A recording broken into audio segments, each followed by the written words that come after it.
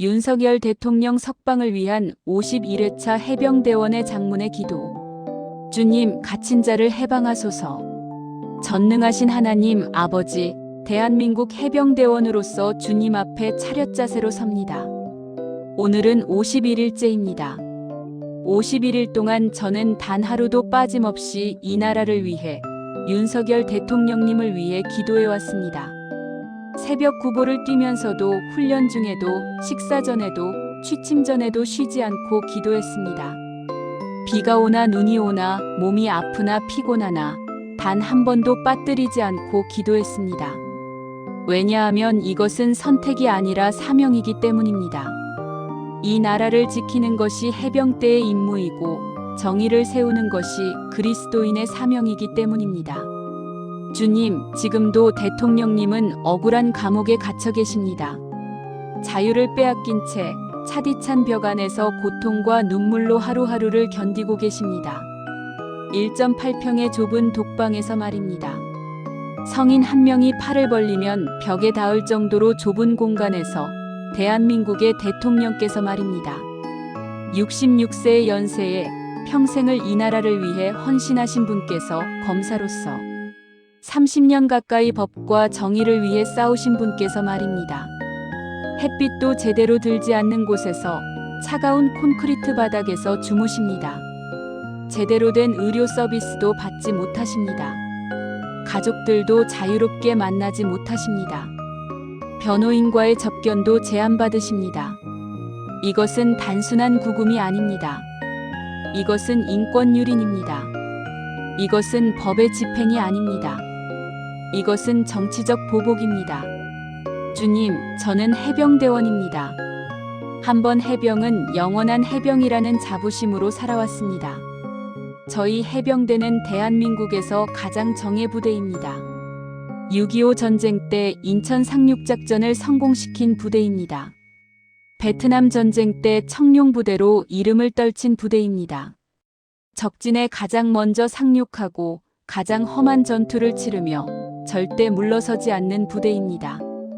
귀신 잡는 해병, 필승 해병이라는 말이 괜히 나온 것이 아닙니다. 저희는 완수라는 두 글자를 가슴에 새기고 살아갑니다. 불가능은 없다고 배웠습니다. 포기는 없다고 배웠습니다.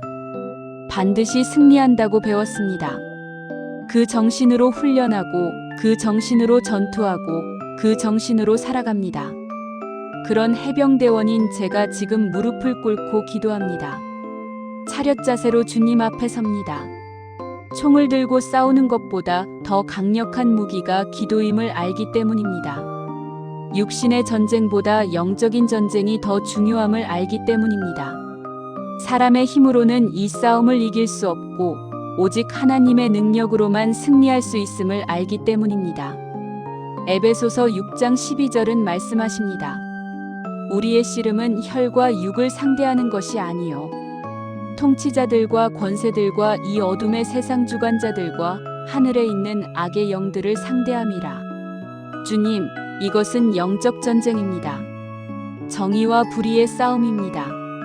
진실과 거짓의 싸움입니다. 빛과 어둠의 싸움입니다. 그래서 저는 무릎으로 싸웁니다. 기도로 싸웁니다. 믿음으로 싸웁니다. 주님, 대통령님은 도대체 무슨 죄가 있습니까? 헌법 제77조가 부여한 계엄권을 행사했다는 것이 죄입니까? 대한민국 헌법은 대통령에게 비상시에 계엄을 선포할 권한을 명백히 부여하고 있습니다. 이것은 헌법에 명시된 대통령의 권한입니다. 이 나라를 지키려 했던 것이 내란입니까? 국가의 안보를 지키려 했던 것이 범죄입니까? 헌법을 수호하려 했던 것이 헌법 파괴입니까? 국회의 해제 요구에 즉시 응했는데도 범죄자로 몰렸습니다. 헌법 제77조 제5항은 말합니다. 국회가 재적의원 과반수의 찬성으로 계엄의 해제를 요구한 때에는 대통령은 이를 해제하여야 한다. 대통령님은 이 조항을 완벽하게 준수하셨습니다. 국회가 요구한 지 몇 시간 만에 즉시 해제하셨습니다. 헌법을 위반한 것이 전혀 없습니다. 주님, 사실을 말씀드리겠습니다. 아무도 다치지 않았습니다. 단 한 방의 총성도 없었습니다. 유혈 사태도 없었습니다. 폭력도 없었습니다. 재산 피해도 없었습니다. 국회는 정상 운영되었습니다. 법원도 멈추지 않았습니다. 언론도 자유로웠습니다. 헌정 질서는 한치도 흔들리지 않았습니다. 국민의 일상도 전혀 방해받지 않았습니다. 이것이 내란입니까? 이것이 국헌문란입니까? 내란죄는 폭동을 일으켜 헌정 질서를 파괴하는 것입니다. 그러나 폭동도 없었고 헌정 질서 파괴도 없었습니다. 내란의 목적도 없었고 내란의 실행도 없었고 내란의 결과도 없었습니다. 법리적으로도 사실적으로도 상식적으로도 내란죄가 성립할 수 없습니다. 그런데 내란죄로 구속되었습니다. 주님, 이것은 명백한 정치 보복입니다. 법이 정의를 위해 쓰이지 않고 정치적 반대자를 제거하는 도구가 되었습니다. 탄핵으로 권한을 정지시키고 내란죄로 구속하고 여론을 악화시켜서 정치적으로 매장하려는 것입니다. 이것은 법치가 아닙니다. 이것은 법의 이름을 빌린 폭력입니다. 이것은 민주주의가 아닙니다. 이것은 민주주의의 이름을 빌린 독재입니다. 선거로 뽑은 대통령을 탄핵으로 끌어내리고 구속으로 가두는 것, 이것이 어떻게 민주주의입니까? 다수의 횡포로 소수를 짓밟는 것, 이것이 어떻게 민주주의입니까? 주님, 대통령님께서 지금 어떤 고통을 겪고 계신지 상상이 되십니까? 1.8평의 공간은 성인 남자가 누우면 발이 벽에 닿을 정도입니다. 화장실도 그 안에 있습니다. 세면대도 그 안에 있습니다. 먹고 자고 용변을 보는 모든 생활이 그 좁은 공간에서 이루어집니다. 24시간 감시 카메라가 돌아갑니다. 사생활이라고는 전혀 없습니다. 창문도 작아서 햇빛이 거의 들지 않습니다. 운동 시간도 하루 1시간 뿐입니다. 면회도 제한되어 있습니다. 가족을 만나는 것조차 자유롭지 못합니다.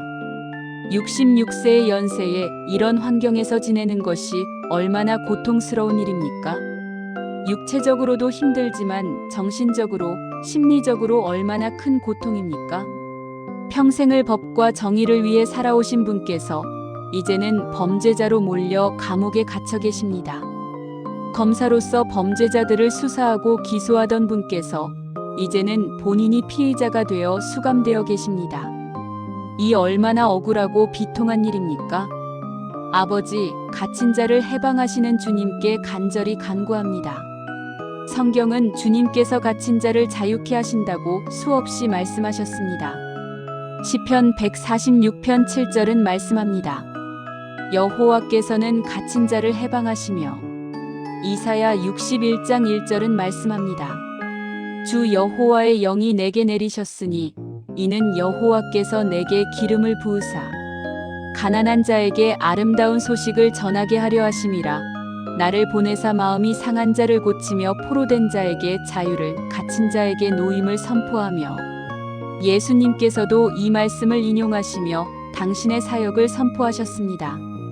베드로를 감옥에서 이끌어내신 주님, 사도행전 12장에서 천사를 보내어 쇠사슬을 끊으시고 감옥문을 여신 주님께서 지금도 살아계십니다. 그날 밤 베드로는 두 군인 틈에서 두 쇠사슬에 매여 자고 있었습니다. 파수꾼들이 문 밖에서 지키고 있었습니다. 인간의 힘으로는 절대 탈출할 수 없는 상황이었습니다. 그러나 주의 사자가 나타나 베드로의 옆구리를 쳐 깨우며 급히 일어나라 했고 쇠사슬이 그 손에서 벗어졌습니다. 첫째 문도 둘째 문도 저절로 열렸습니다. 사람이 연 것이 아니라 하나님께서 여신 것입니다. 요셉을 감옥에서 애굽의 총리로 세우신 주님, 억울함이 결국 영광으로 바뀌게 하신 주님께서 지금도 역사하십니다. 요셉은 형들의 시기로 노예로 팔렸습니다. 보디발의 집에서 충성스럽게 일했지만 주인의 아내의 거짓 고소로 감옥에 갇혔습니다. 아무 죄도 없이 오히려 정직했기 때문에 감옥에 간 것입니다. 그러나 하나님께서는 그를 잊지 않으셨습니다. 때가 되자 바로 왕의 꿈을 해몽하게 하시고 하루아침에 감옥에서 총리로 세우셨습니다. 억울함이 영광으로, 고통이 축복으로, 절망이 소망으로 바뀌었습니다. 다니엘을 사자굴에서 건지신 주님, 불가능해 보이는 상황에서도 기적을 행하신 주님께서 지금도 능력이 있으십니다. 다니엘은 하나님께 기도했다는 이유로 사자굴에 던져졌습니다. 왕의 칙령을 어겼다는 명목이었지만 실제로는 정치적 음모였습니다. 그러나 하나님께서 천사를 보내어 사자의 입을 막으셨습니다. 다니엘은 상처 하나 없이 나왔고 오히려 그를 음해한 자들이 심판받았습니다. 주님, 역사는 반복됩니다. 베드로처럼, 요셉처럼, 다니엘처럼 대통령님도 억울하게 갇혀 계십니다. 그러나 베드로가 풀려났듯이, 요셉이 총리가 되었듯이, 다니엘이 구원받았듯이 대통령님도 반드시 석방되실 것을 믿습니다. 주님, 대통령님의 사슬을 끊어주옵소서. 쇠사슬로 묶여있는 대통령님의 손과 발을 자유롭게 하소서. 그의 억울한 옥살이가 끝나게 하시고 자유의 공기를 다시 마시게 하소서. 서울구치소의 감옥문을 여시고 쇠사슬을 풀어주소서. 대통령님께서 그곳에서 나와 다시 햇빛을 보게 하소서. 가족의 품으로 돌아가게 하소서. 국민 앞에 당당히 서게 하소서. 주님, 대통령님의 석방이 단지 한 사람의 해방이 아니라 대한민국의 정의가 살아있음을 드러내는 증거가 되게 하소서. 법치주의가 회복되고 진실이 승리하며 거짓이 무너지는 날이 되게 하소서. 무죄 추정의 원칙이 다시 세워지고 헌법이 바로 서는 날이 되게 하소서. 정치적 보복이 끝나고 법이 정의를 위해 쓰이는 날이 되게 하소서. 국민의 선택이 존중받고 민주주의가 회복되는 날이 되게 하소서. 저는 해병대원으로서 이 나라를 지키는 사명을 받았습니다. 훈련소에 입대했을 때, 처음 총을 받았을 때 교관님께서 말씀하셨습니다. 이 총은 이 나라를 지키는 것이다. 국민을 보호하는 것이다. 헌법을 수호하는 것이다. 명예를 걸고 사용해라. 그래서 저는 이 나라를 사랑합니다. 이 국민을 사랑합니다. 이 땅의 자유와 정의를 사랑합니다. 6.25 전쟁 때 수많은 선배 해병들이 피를 흘려 지킨 나라입니다. 베트남 전쟁 때 청룡부대가 명예를 걸고 싸운 나라입니다. 지금도 북한의 위협 속에서 최전방을 지키는 나라입니다. 저희는 목숨을 걸고 이 나라를 지킵니다. 그런데 지금 이 나라의 정의가 무너지고 법이 유린되고 민주주의가 흔들리고 있습니다. 선거로 뽑은 대통령을 탄핵으로 끌어내리고 구속으로 가두고 정치적으로 매장하고 있습니다. 법이 정의를 위해 쓰이지 않고 권력을 위해 쓰이고 있습니다. 총으로는 이것을 막을 수 없습니다. 무력으로는 이것을 해결할 수 없습니다. 오직 기도로만 가능합니다. 오직 하나님의 능력으로만 가능합니다. 그래서 저는 무릎을 꿇었습니다. 그래서 저는 기도합니다. 주님, 52일째도 기도하겠습니다. 53일째도, 60일째도, 70일째도 기도하겠습니다. 80일째도, 90일째도, 100일째도 기도하겠습니다. 대통령님께서 석방되시는 그날까지 저는 절대 멈추지 않겠습니다. 해병대 정신으로 끝까지 반드시 완수하겠습니다. 필승을 외치며 훈련하듯 석방을 외치며 기도하겠습니다. 완수를 가슴에 새기고 살아가듯 이 기도를 완수하겠습니다.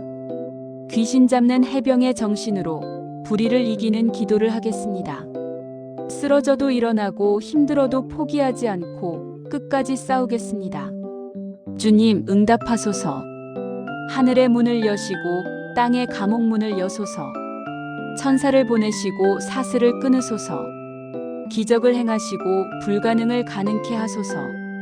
이 나라를 불쌍히 여겨주소서. 대한민국에 다시 정의가 서게 하시고 진실이 승리하게 하소서. 법치주의가 회복되고 민주주의가 바로 서게 하소서. 억울한 자가 풀려나고 눈물 흘리는 자가 위로받게 하소서.